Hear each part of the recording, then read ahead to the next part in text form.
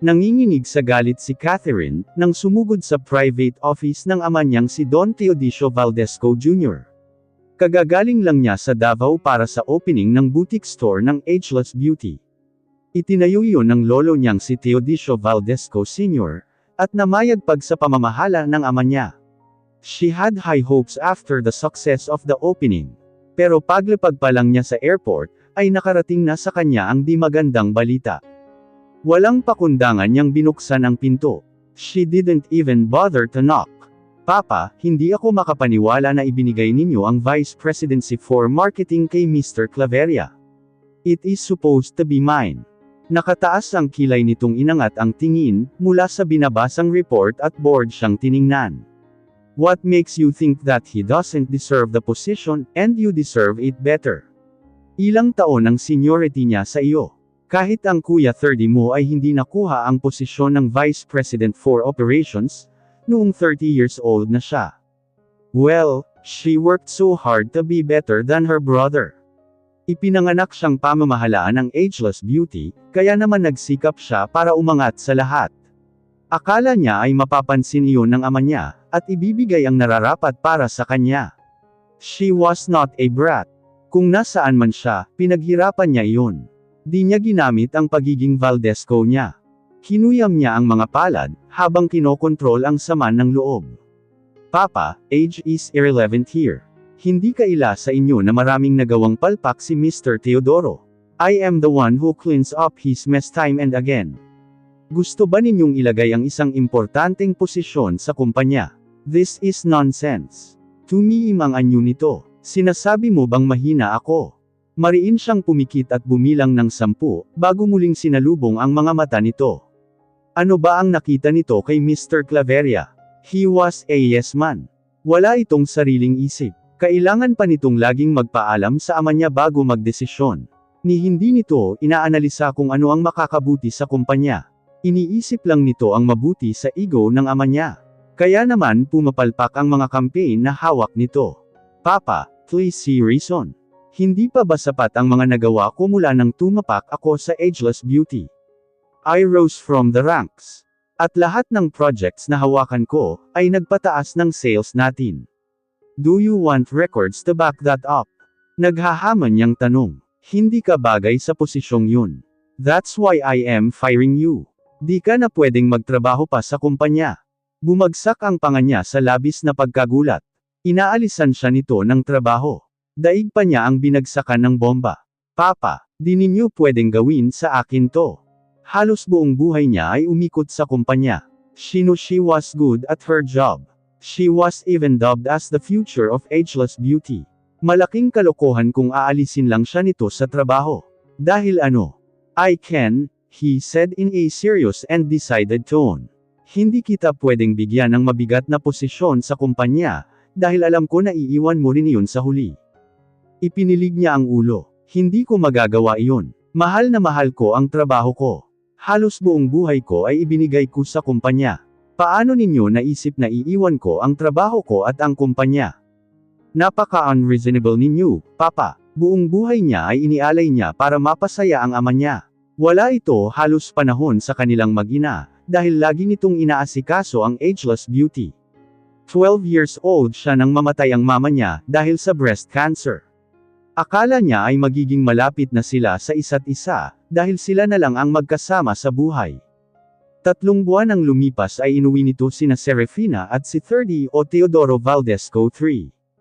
Nashock siya na malamang may kapatid ang ama niya sa labas. Mas matanda ito ng 7 taon sa kanya. Bata pa ang ama niya, at si Serafina nang maging magnobyo ang mga ito. Pinalayo ang mga ito sa isa't isa, dahil mahirap lang si Serafina, at hindi bagay sa pamilya ng ama niya. Sa halip ay ipinapakasal ang ama niya sa nanay niya nang makatapos ito ng pag-aaral. Ilang buwan bago mamatay ang nanay nang magkita ang mga ito. Di pa daw ipinaalam sa kanya dahil nagdadalamati pa siya. Tinanggap niya sina Serafina at 30 nang walang pagtutol.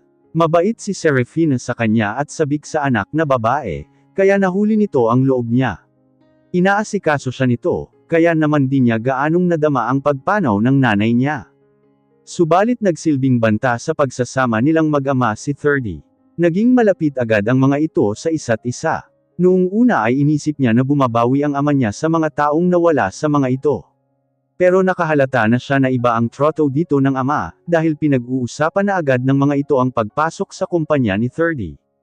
Paborito agad ito kahit na di ito masyadong matalino. Minsay napapasok ito sa gulo, pero di ito hinihigpitan ng papa niya, at laging pinagbibigyan. He would always bail her brother out. Kaya naman dinobol niya ang pagsisikap sa pag-aaral. She even graduated magna cum laude in marketing. Nagtrabaho agad siya sa Ageless Beauty, at ibinuhos niya ang lahat ng talino, para sa pagpapaunlad ng kumpanya. Ilang beses na silang nagkatalo ng papa niya at Kuya 30, dahil sa makalumang paraan ng pagtingin ng mga ito sa bagay-bagay minsan. Napatunayan niyang mas mahusay ang ideya niya. Umaasa siyang sa pagpapakita ng husay sa pamamahala, ay magiging proud ito sa kanya. Baka kahit kapiraso ng pagmamahal na ipinakikita nito sa Kuya 30 niya, ay maranasan din niya. Pagkatapos ay ito pa ang igaganti ng ama niya sa kanya. Gusto nitong putulin ang kaugnayan niya sa kumpanya. Doon lang niya nararamdaman na napapalapit siya dito. Mahaba ang mga usapan nila, at nalalaman niya ang saloobin nito, kahit bilang empleyado lang. Ngayon ay gusto nitong putulin ang kaugnayang iyon. Parang nawalan na siya ng pag-asang maranasan pa ang pagkilala at pagmamahal nito. Tumayo ito at ibinuka ang mga kamay. That's the point. Halos buong buhay at panahon mo ay inialay mo sa kumpanya. You eat with it, breathe with it. Masyado ka nang nalilibang sa pagtatrabaho. 27 years old ka na. Hindi ka pa nagkaka-boyfriend. Wala ring umaakyat ng ligaw sa iyo, dahil wala kang oras makipag-date. You even work harder than me. Papa, hindi ko libangan lang ang pagtatrabaho ko. Seryoso ako sa ginagawa ko. Dapat nga po matuwa pa kayo sa akin, dahil sa pagmamalasakit ko sa kumpanya. Pangarap kong pamahalaan ng kumpanyang ito balang araw. Bumilang ng taon bago napatino ng ama ni Catherine sa pagtatrabaho ang Kuya 30 niya. Subalit ikinonsidera pa rin itong maging kahalili nito bilang presidente.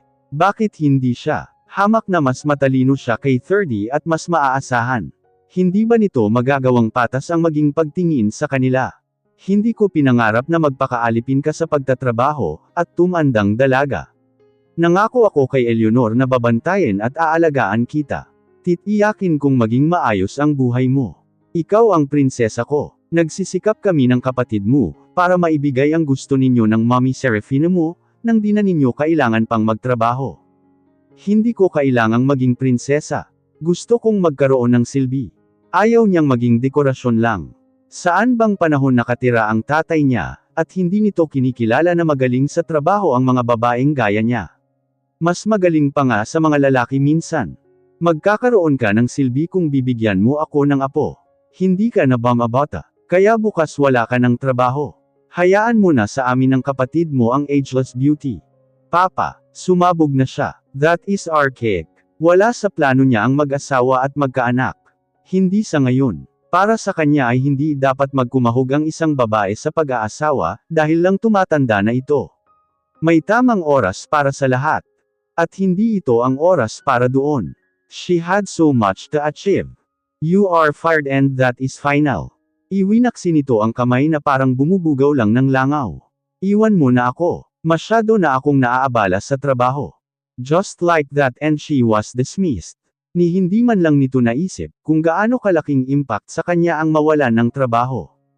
Parang inalisan na siya nito ng dahilan para huminga. Subalit mukhang patitinag ang ama niya, at ibinalik na ang tingin sa trabaho. Dread started to creep over her. Nararamdaman niya ang panginginig ng katawan, at ang pagbabanto ng pagpatak ng luha sa mata niya. Tumalikod na siya bago pa man ito makita ang mga luha niya. Lalo itong magagalit sa kanya, kapag nakita siyang umiyak. Tuliro siya at hindi niya alam kung saan siya pupunta. Paglabas niya ng opisina nito, ay nakasalubong niya si 30. Nakasuot ito ng sando at gym shorts, at pawis na pawis. Mabuti pa ito nagagawa lang mag-relax, habang siya ay parang pinagbagsakan ng mundo. Catherine, bakit ka umiiyak? May problema ba sa opening sa Davao, at napagalitan ka ni Papa? No, everything was perfect. At bilang kapalit, sinesante ako ni Papa para daw makapag-asawa na ako. Isang malakas na halakhak ang pinakawalan nito. That's crazy. Pwede mo bang sabihin sa kay Papa na kalokohan lang ito? Pakiusap niya. Hindi niya alam kung anong gagawin niya, kapag wala ang ageless beauty sa buhay niya. At sa palagay niya, ay ang kapatid lang niya ang makakakumbinsi sa ama niya. Nagkibit balikat ito. Wala akong magagawa sa desisyon ni Papa. Sa palagay ko rin oras na para mag-asawa ka. Mawawala ka na sa kalendaryo. Manang ka na nga. Ano pa nga bang aasahan niya? Her brother was another man as well. At tulad ng ama niya ay makaluma din ang pananaw nito, mapanegosyo man o babae. Ayaw mo bang pagtulungan natin ang pagpapatakbo sa ageless beauty? Tanong niya. Tinapik nito ang ulo niya, na parang isa siyang batang paslit. Kaya na namin ang pagpapatakbo sa kumpanya. Hindi mo na dapat isipin iyon. Isipin mo kung paano mo may enjoy ang buhay mo. Look at you. Mukhang mas matanda ka pa sa akin. Paano ka magkaka-boyfriend yan? Nagkulong siya sa kwarto niya sa sobrang sama ng loob. Napahagulgol na naman ng iyak. How could they treat her like this? They were insulting to the core. Parang gusto niyang pagumpugan ang tatay niya at kapatid niya, pero wala rin siyang magagawa. Ang mga ito ang nagpapatakbo sa pamilya. At mukhang kahit anong gawin niya ay hindi siya makikita ng mga ito bilang isang matalino, at mapapakinabangang babae. 30, bawiin mo ang sinabi mo. Saway ni Serafina na may dalang tasa ng tsaa. Hindi mo dapat sinasabi iyan sa mga babae, lalo na sa kapatid mo. Inilapag nito ang tasa sa kalapit na mesa, at niyakap siya. Tumahan ka na, papangit ka. Mommy, isa ka pa. Pinapaiyak mo rin ako, sabi niya at pinahid ng likod ng palad ang luha niya. Hindi ako ang nagpaiyak sa kanya, mommy. Si Papa ang nagpaiyak sa kanya. Sinesante siya sa trabaho para makapag-asawa na. Halika sa garden doon tayo mag-usap, sabi ni Serafina sa kanya, at nagmarcha patungo sa garden. Nang makaupo sa garden set, ay pinainom siya nito ng tsaa para kumalma. Hindi niya alam kung makakatulong ang tsaa para huminahon siya. She felt drained and tired. Parang nasa gitna siya ng kawalan. Ngayong wala na siya sa ageless beauty, anong buhay ang naghihintay sa kanya? Isinubsob niya ang mukha sa palad. Mommy, pinaghirapan ko ang trabaho ko. Ganoon-ganoon lang niya ako tatanggalin. Dapat nga i-promote pa niya ako sa dami ng mga accomplishments ko. Bakit ginagawa niya sa akin ito? He wants you to get a life. Ageless beauty is my life. Iyan mismo ang dahilan, kung bakit gusto niyang mawala ka sa ageless beauty. Wala ka ng buhay. Bukod sa kumpanya, hindi mo na naisip ang sarili mo. Ginagap nito ang kamay niya. Huwag mong isipin na di na-appreciate ng ama mo ang lahat ng nagawa mo. Sobra-sobra pa nga. Ako ang unang nagsabi sa kanya na nababahala na ako para sa iyo. Ni wala kang social life. Ilan na bang kaibigan mo ang sumuko sa kayayaya sa iyong lumabas? Isinubsob mo na ang sarili mo sa trabaho. Oras na para isipin mo ang sarili mo. Ngayong wala ka ng trabaho, ay may oras ka nang mag-shopping, mag-relax at makipag-date. Napangiwi siya nang maisip ang buhay na sinasabi nito. Some of the heiresses she knew had that kind of lifestyle. Not very appealing. Wala po akong hilig sa ganyan. Tinapik nito ang kamay niya. Oras na para sarili mo lang ang isipin mo. Isipin mo na nagbabakasyon ka lang. Umiling siya. Mommy, gusto ko po talagang magtrabaho. Saka mo na isipin ang trabaho. Sasaya ang papa mo, kung sa wakas ay magpapakasal ka na, at magkakaroon ng anak. Nang nakakaraang party ka pa itinatanong ng anak ni Congressman Lagarta. How about we set up a date for you two? Tiyak na masisiyahan ng papa mo. Bumagsak ang balikat niya. Hindi ko po gusto ang ganito. Parang walang saysay ang buhay niya. She thought she was more than that. Tipid itong ngumiti. Subukan mo lang para sa papa mo. Hindi ba gusto mong sumaya siya? Tama nga ba ito? Kapag sinunod niya ang gusto ng papa niya, ay mas mapapalapit ang loob niya dito. Wala naman sigurong masama kung susubukan niya. Marami na siyang naisakripisyo para sa atensyon nito. Gasino ba ang kaunting sakripisyo pa? Okay, susubukan ko po, aniya at pilit na ngumiti. Tinapik nito ang ulo niya. Good girl. Leon ang pilit na iniisip ni Catherine, habang napapalibutan ng mga kababaihan na walang ibang pinag-usapan, kung sino ang bagong gwapong modelong nasa billboard ng EDSA, ang bago sa fashion o kung sino ang mga magnobyo o mag-asawa na magkahiwalay na. Hindi siya makapaniwala na napapasama siya sa grupo ng mga ito. They made her feel old and brainless. Bagamat sa sirkulong ito siya umiikot, she was not into gossips and petty conversations. Pwede namang pag-usapan ang kagandahan sa mas mataas na antas, pero hindi yata kasama sa kagandahan ang pag-usapan ng buhay ng ibang tao. Pero wala naman siyang ibang pagpipilian. Isinama siya ng kadate niyang si Ludwig sa birthday party ng anak ng isang congressman sa Laguna. Ito ang napipisil ng ama niya para sa kanya, dahil si Ludwig ay bunsong anak ng congressman ng Quezon City, kung saan naroon ang pabrika ng Ageless Beauty. Pangatlong date na nila iyon, at nagsisimula na siyang mapuno. Did she really live Ageless Beauty for this kind of idle life? Pagka-resign sa Ageless Beauty, ay sinundo agad siya ni Serafina, para dalhin sa spa at salon. She had a total makeover. Gone was her cool and professional look. Ipinalayer ang buhok niya, at pinakulayan ng burgundy ang buhok niya. She looked modern and sophisticated. Napalitan na rin ang wardrobe niya. Ang mga conservative niyang damit, ay napalitan ng mas makukulay at mas sensual na disenyo. May nakalinya na rin na makakadate niya, pero si Ludwig ang best bet ng papa niya. Mahigpit ang bilin nito, na dapat ay maging perpekto siya para kay Ludwig. She was trying her best. Pero si Ludwig ay malayo sa pinapangarap niyang lalaki. He didn't make her feel special and beautiful. He made her feel neglected. Heto nga at iniwan siya nito sa company ng ibang mga bisita, at hindi niya alam kung saan ito nagsuot. Ito na ang huling beses na lalabas siya kasama ito. Wala siyang pakialam kung magalit man ang papa niya. Surely there were other ways to please her father. At sana naman ay di lang si Ludwig ang lalaki sa mundo. Siguro naman ay may ibang lalaki dyan na mas matino, at hindi ipaparamdam sa kanya na wala siyang halaga. She excused herself with the group. Oras na para hanapin niya si Ludwig. Itinuro siya ng host nila sa gaming room, kung saan kasama daw nito ang ibang mga kaibigan. Narinig niya ang mga tawanan sa loob ng kwarto. May mga bumagsak din na poker chips sa mesa. Malamang ay naglalaro ang mga ito ng poker. Akmang kakatok siya, nang marinig niya ang usapan ng mga ito, na nakapagpatigil sa kanya. Pare, akala ko ba wala kang babaeng di napapainit? This is your third date and you don't even get to kiss her. Narinig niyang tanong ni Tony, anak ng congressman ng Cavite. Talo ka sa pastahan kung ganoon. And you must see a shrink. You must be sick or something. You are losing your touch with women. Hindi naman babae si Catherine. She's a statue made of ice. She leaves me frozen. Maganda nga siya at matalino, pero pakiramdam ko isa siyang robot kapag kasama ko siya, sabi ni Ludwig na sadyang idinidiin na pinagtitiyagaan lang nito ang company niya. Robot. Ice statue.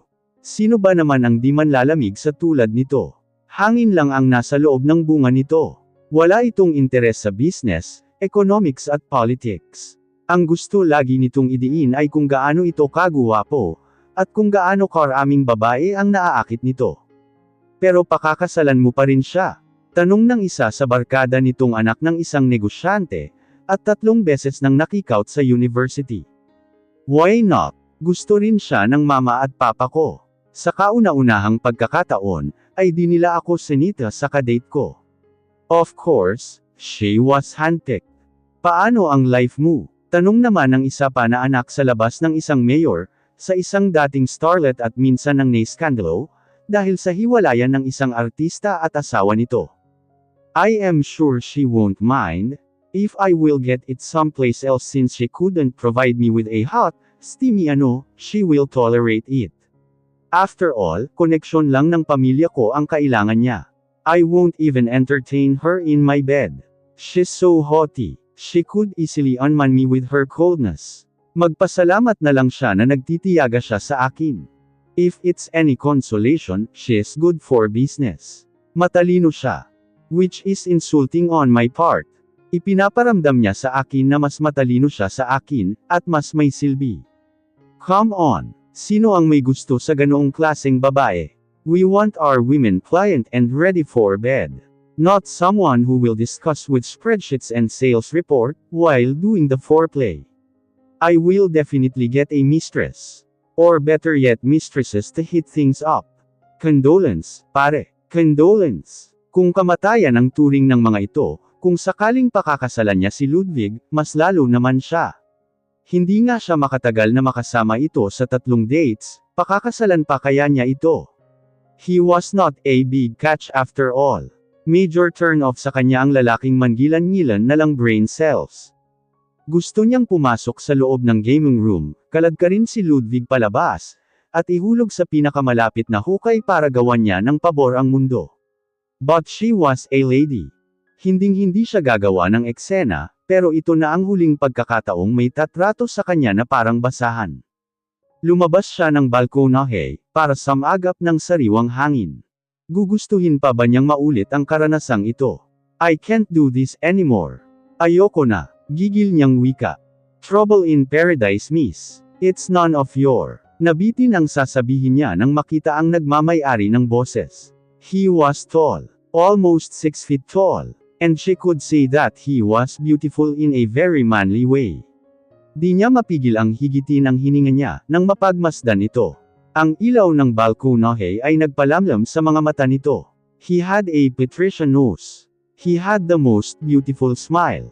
Pumitlag ang puso niya, dahil sa palagay niya ay napawi ang masamang mood niya sa magandang ngiti nito. Swabe ang galaw nito nang naglakad palapit sa kanya. You must be bored and your date is missing. Such a waste for such a lovely night, don't you think? Hinamag niya ang sarili. Di dahil gwapo ito ay agad-agad siyang magpapaapekto. Paano kung nadadaya lang siya ng paningin niya, at wala itong ipinag-iba kay Ludwig? I believe we haven't been introduced. You are practically a stranger. And you don't talk to strangers, wise woman. I am Walter Evaristo, Miss Valdesco. Inilahad nito ang palad. O mas dapat siguro na tawagin kang Catherine, tumigil ang puso niya, dahil alam nito kung sino siya. Kusa nitong kinuha ang kamay niya at kinamayan siya. I hate being formal with such a lovely lady. Parang may pangako sa mga salita nito.